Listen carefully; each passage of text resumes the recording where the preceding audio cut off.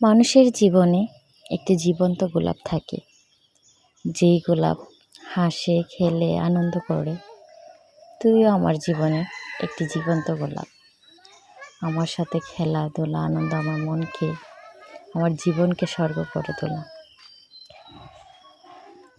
বেশি কথা না বলে চলে যাই মেন ব্লগে। আসসালামু আলাইকুম, সবাই কেমন আছেন? আশা করি ভালো আছেন। তো এই যেহেতু ছুটির সময়, তাই বেড়াতে চলে আসলাম কুল্লাপাথর। তো কুল্লাপাথর বেড়াতে এসেছি, শহীদ মিনার যাব না, মিনি সাজেক যাব না, তা কোনো কথা হয়? এর জন্য কসবা কুল্লাপাথর শহীদ মিনার ঘুরতে চলে আসলাম। তো শহীদ মিনার অবশ্যই অনেক সুন্দর একটি জায়গা। আর যেহেতু মহিলা মানুষ ভিতরে যেতে পারি নাই, বেশি ভিতরে যে ভিডিও করতে পারিনি, উপর থেকে একটু ভিডিও করলাম। আর আমার ছেলে শহীদ মিনার থেকে নেমে সে খুব বিরক্ত প্রকাশ করতেছে।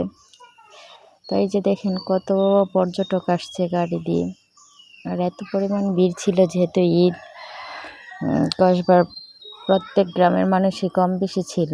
আর এটা হলো কসবা মিনি সাজেকের এরিয়া। বাহির থেকে দেখা যায় ভিতরটা কত সুন্দর হবে। তো আমরা এই যে প্রবেশপথ মিনি সাজেকের, তো আমরা প্রবেশপথ দিয়ে মিনি সাজেকে ঢুকতেছি। আর আশপাশটা দেখতেছি, অনেক সুন্দর লাগতেছে, ভালো লাগতেছিল। আর কসবার মধ্যে এরকম একটা পর্যটক এরিয়া আমাদের জন্য খুব ভালো হয়েছে, কারণ আমরা মন চাইলেই ঘুরতে যেতে পারবো।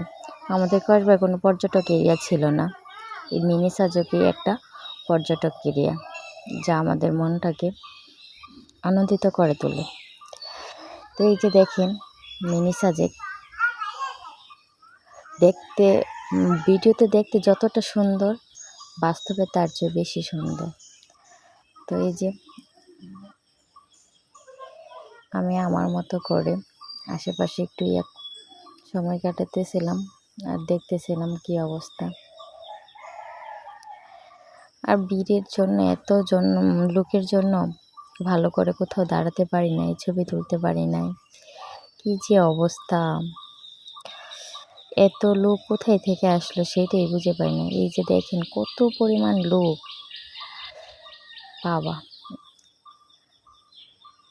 তো আর বেশি সময় কাটাতেও পারি নাই, কারণ বৃষ্টি যেহেতু চলে আসছে। আর আমরা গিয়েছি বিকালবেলা, আর যাওয়ার পরপরই দেখি আবহাওয়া বেশি একটা ভালো না। আর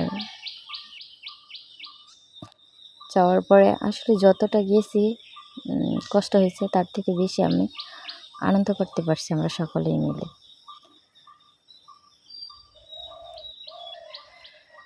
আর আমার ভিডিওতে সব ক্যাপচার অবশ্যই নাই,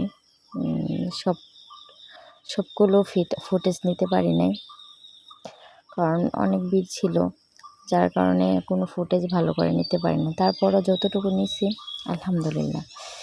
আর এই যে দূরে আমরা নিচে নেমে যাচ্ছি, কারণ বৃষ্টি নামতেছে। আর অলরেডি বৃষ্টি পড়তেছিল, তো এই মুহূর্তে আমরা দৌড়ে নামতেছি, কি করব। আর তো বৃষ্টি হলে তো আর যাওয়া যাবে না, ঘোরা যাবে না। আর দেখেন বৃষ্টিতে ভিজে আমরা মা ছেলে একাকার হয়ে বাড়ির উদ্দেশ্যে রওনা দিলাম। তো ভিডিওটি শেষ করার আগে একটি সুন্দর একটি মুহূর্ত বা সুন্দর একটি পরিবেশ দিয়ে ভিডিওটি শেষ করলাম। সবাই ভালো থাকবেন, আল্লাহ হাফেজ। আর ভিডিওটি ভালো লাগলে শেয়ার করবেন।